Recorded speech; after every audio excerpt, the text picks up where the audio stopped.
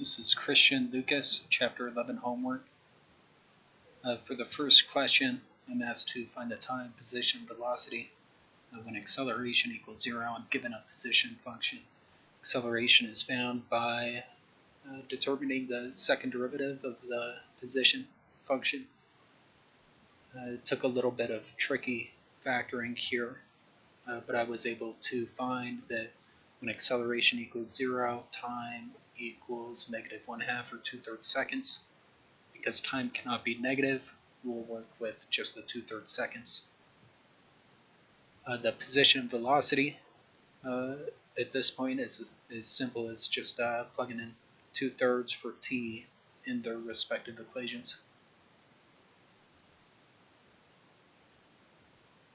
For the second question, I'm going to want to start off by making sure I'm working with the correct units. So I'm going to convert the 4 inches into 1/3 foot.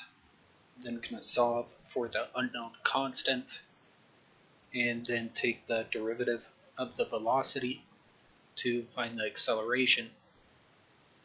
This one is kind of tricky. It also involved resubstituting in the velocity equation. That gives me this here.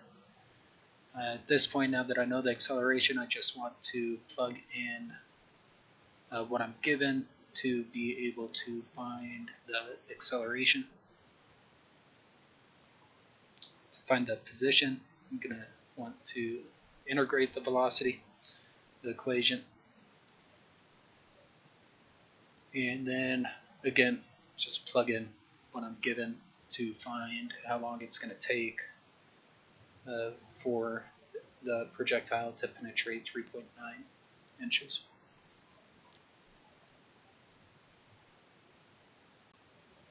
Okay, and so for this third question, what's going on here is a ball is dropped from a boat. You know, when it hits the water, it's going to be going 16.5 feet per second.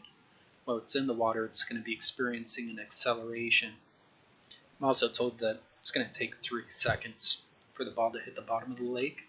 I'm asked to find the depth of the lake as well as its velocity at time equals 3, or when it hits the bottom of the lake. And so what I see here is I'm asked for depth, which is going to be position, and I'm given acceleration. So to get to a position function, I'm going to want to integrate the acceleration function twice. I'm also asked for velocity at t equals 3. So it's going to be easiest if I integrate acceleration in terms of time, since I'm going to be asked for to find the velocity at 3 seconds. And so acceleration is dv dt. Do some separation of variables, integrate it, left with this equation. Then going to want to go ahead and simplify for v. To do so, I'm going to plug in the initial condition I'm given, 16.5, and it's going to simplify to this.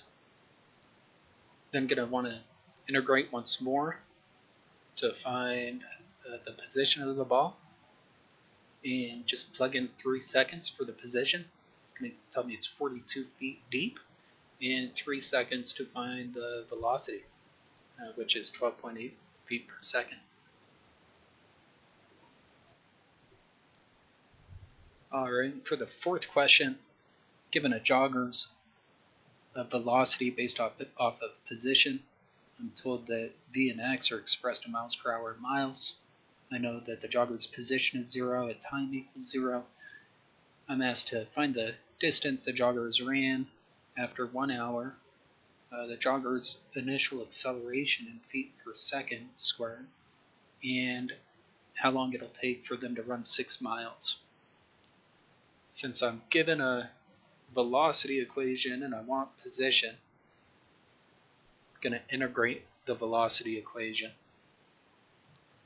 Go ahead and simplify it, and just plug in 1 hour for time. So after 1 hour, joggers ran 7.15 miles. Next, going to want to find the jogger's initial acceleration. And so acceleration is the derivative of velocity. Now what's going on here is a little tricky. Keep in mind velocity equals the change in position over the change in time. Okay, so dx dt. What'll happen here is the dx's are actually going to cancel each other out, and I'll be left with dv dt. So just got to substitute these equations here, find the derivative of that. It does get pretty long, but it's simplified to something that's not too bad. Then I'll go ahead and plug in a 0 for x, so that's what it's going to be when t equals 0. And I find that the acceleration is this, but that's in miles per hour squared, and I want it in feet per second squared, so I got to go ahead and convert that. And this is the final solution. To then find how long it's going to take for the jogger to run 6 miles, I'm going to work with the position equation I found earlier here. Just going to need to do some algebra to get t by itself, so I've got t in terms of x, and then I'll plug in 6 hours for x. And it looks like it's going to take 0.83 hours to run 6 miles. Problem 5. I'm given an equation for the acceleration of a particle relating to gravity, the radius of the Earth, as well as the radius from the center of gravity of the Earth to the particle. I'm asked to find the escape velocity, and I'm given a hint that velocity equals 0 when the radius equals infinity, which makes sense because if this particle was an infinite amount away, obviously gravity is not going to have any effect on it. So I'm given an equation for acceleration, but I want velocity. That leads me to believe that I need to integrate. We know that v dv dr equals acceleration, which is also equal to the given equation. So a little bit of separation of variables, and just being careful of what parameters I'm using to integrate with. I was given a hint, which helped quite a bit with this. Also, it makes sense that I'm going to be starting with at ground level, or the radius of the Earth. So just go ahead and make this integration. End up with 36,700 feet per second. One thing to note here is that when I first solved this, I got a number that really didn't make sense. You need to times this by 5,280 feet per mile to make the conversion before taking the square root. So I did that, ended up getting the 36,700 feet, but I forgot to write it in. Alright, for question 6, given this figure, I'm told that the acceleration of the handle is going to be constant, implying the acceleration of the weight is going to also be constant. I also know its position when the velocity is 4 feet per second. I'm asked to find the acceleration of handle A and weight B, as well as the velocity and change in position of handle A after a half second. Now I know right off the bat that I'm going to have to do a conversion of units from inches to feet. Also, I know that I'm going to be able to make a relationship between A and B just by analyzing the figure, which is this relationship here. Then I just look at my kinematic equations, realize as long as I make an assumption that its initial velocity is 0, that I'm going to have all of the variables that I need here to be able to find acceleration after doing a little bit of algebra, 6 feet per second. Then able to just plug that into this relationship to find the acceleration of it. Another simple kinematic equation is used to find the velocity just by plugging in A and T. And then the position of A is found just by making an additional assumption that its position is going to be 0 at time 0. So yeah, just plug in A and T again, and I get a position of 2.25 feet per second to the left. Alright, and for question 7, given a little story here of a parachutist's journey back to Earth. Basically, I realized that I need to break it down into 3 different time periods. And kind of the very initial spot, I know that when he first opens his chute, he's going 200 kilometers per hour. It happens at 600 meters.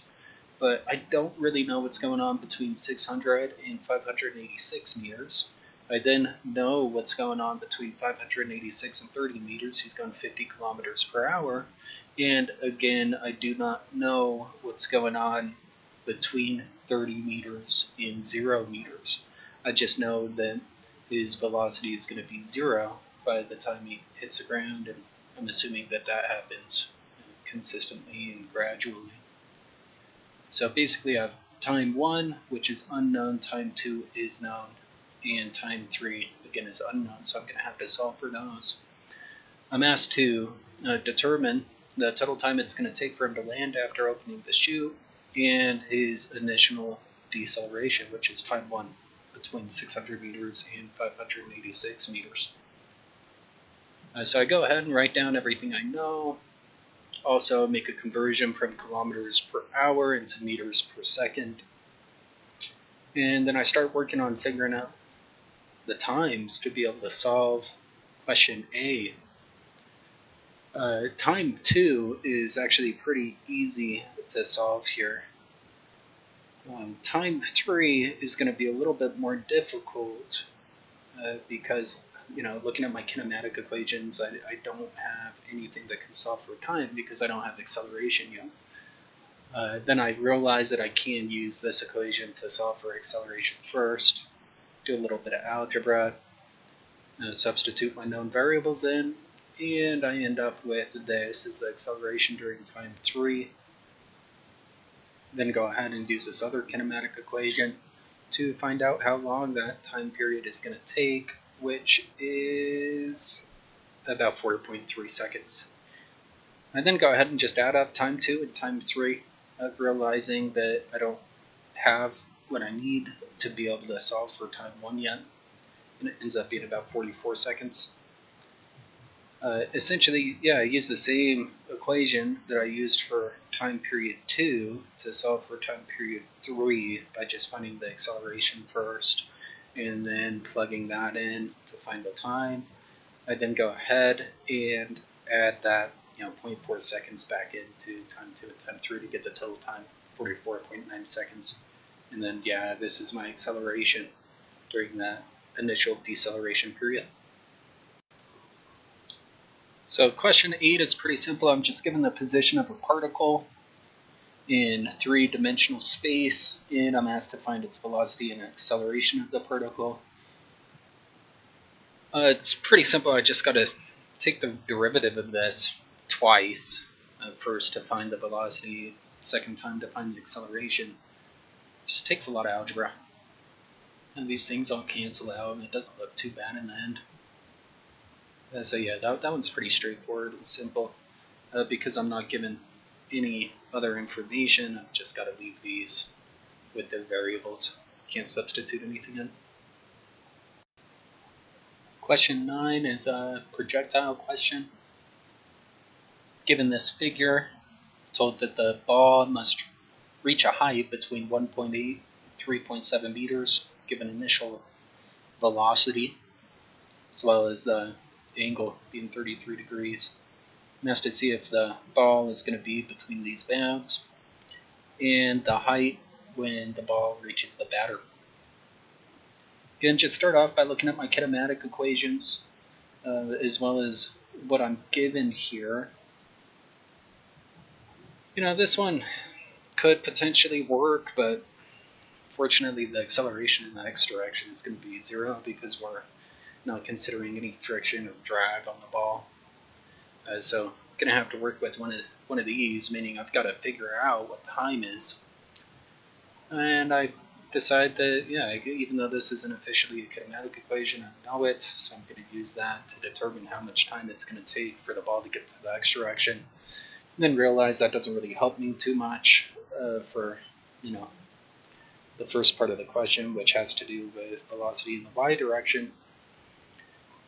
Then have a little bit of an epiphany when I realize its velocity in the y direction is going to be 0 when it reaches its maximum height. So I just plug that in after doing a little bit of algebra, and I find this is how long it's going to take for the ball to reach its height, I can then use this equation right here, knowing that the acceleration is just g, plug those values in, and yeah, 3.15 is definitely between these other values here, so the ball is good to go. For the final height, I do use this amount of time that I found earlier, so that was nice and useful, plugging it into the same equation that I had here, and making sure I add that 0.6 in both of these for the initial height of the line. Question 10, not going to lie, was pretty tough, given this figure, lots of dimensions. And basically I'm just asked to determine or find out what the initial velocity needs to be for the ball to end up between point B and C. Had to look at the solution for this one. The important thing to realize is that the acceleration in the x direction is going to be 0, so that's going to cancel out this term of the kinematic equation. What I didn't realize is that when I solve for time in this equation and substitute it into the one for the y direction, in which I cannot cancel out this section, the initial velocities are going to cancel out, and I'm going to be left with just 1, which I can then perform some algebra on to be able to get the initial velocity by itself. So I've got to be pretty clever here to be able to get this one, but it's definitely possible. I don't know, if I didn't have the solution, I probably would have spent hours on this one. But yeah, basically, just got to remember that if I end up in this kind of situation where it doesn't seem like I have enough knowns to be able to solve, that there's a chance that I can eliminate one of the unknowns by kind of plugging them into each other.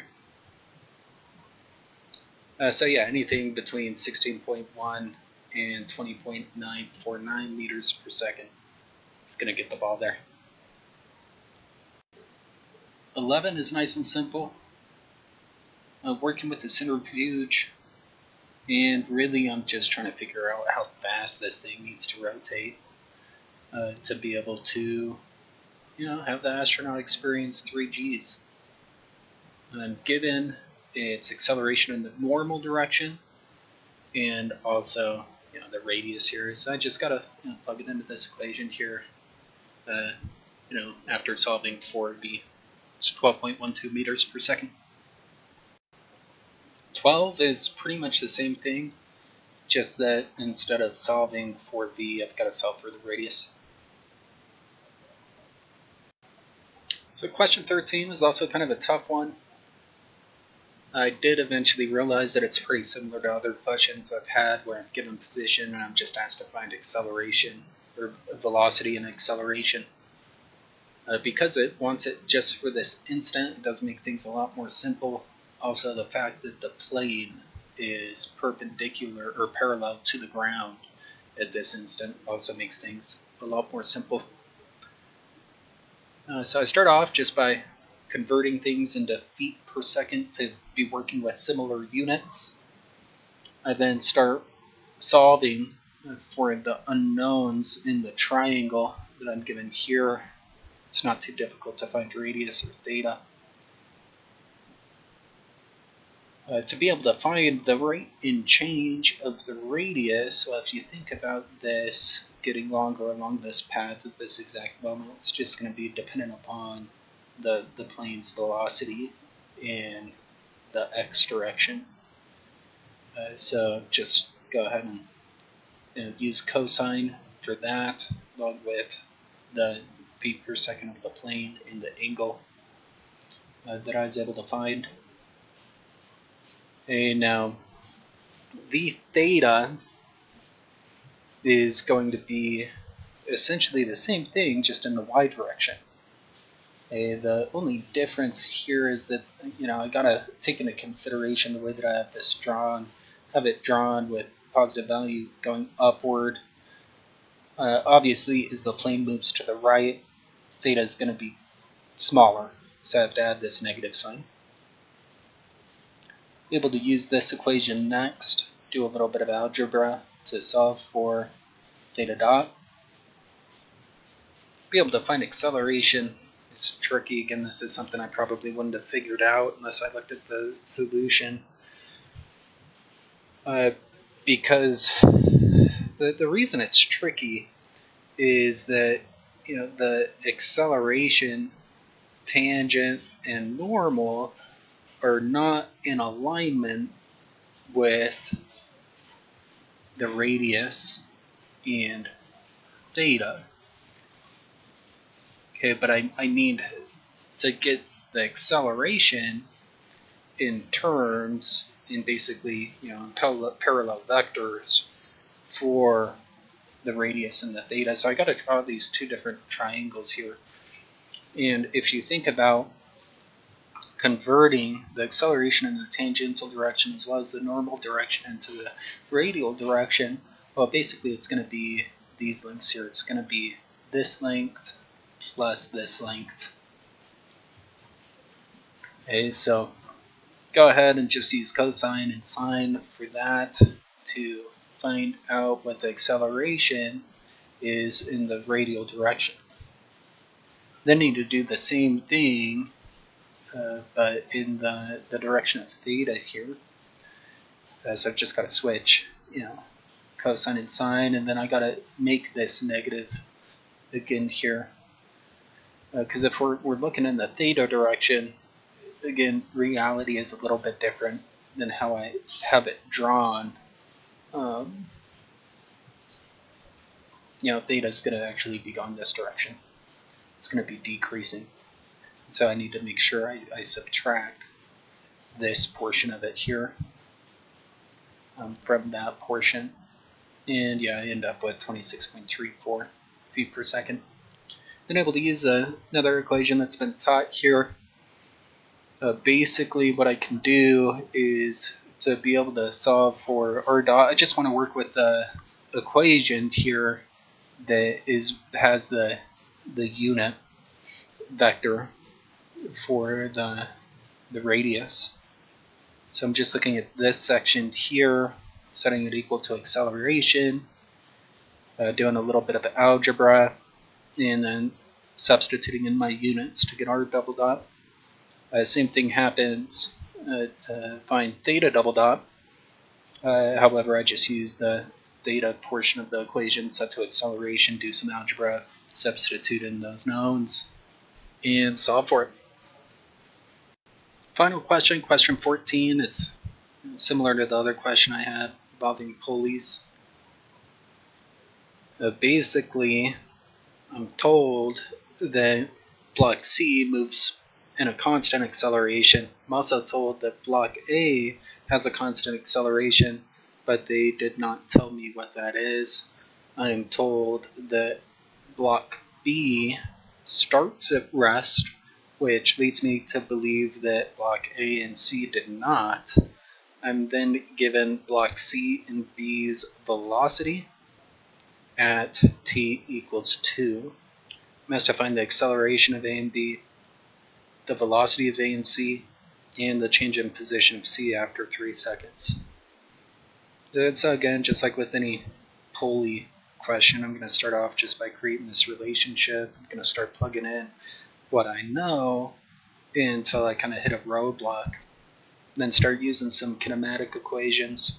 I realized that with block B, the initial velocity was 0, so I'm able to use that to solve for the acceleration of B, and then plug that into the relationship I was using earlier but hit a roadblock with to solve for the acceleration of block A. Okay, so now we want velocity. Look at the relationship that I have here again. Realize that the velocity, the initial velocity of B is going to be 0. But I do not know the velocity of A, or the velocity of C. Okay, so I want to go ahead and solve for the initial velocity. For block C, I am given its acceleration. So I'll start with that one. Just do a little bit of algebra, find its initial velocity, then go ahead and substitute that into the same equation to be able to solve for the initial velocity of A. Last question is just find the delta x, the displacement of block C. So I'm able to use this equation. I already have everything that I need to solve for it, so I just got to do a little bit of algebra, subtract this over, that becomes delta x, which is what I'm looking for, and substitute in acceleration and time, and be able to find how far it's traveled after 3 seconds.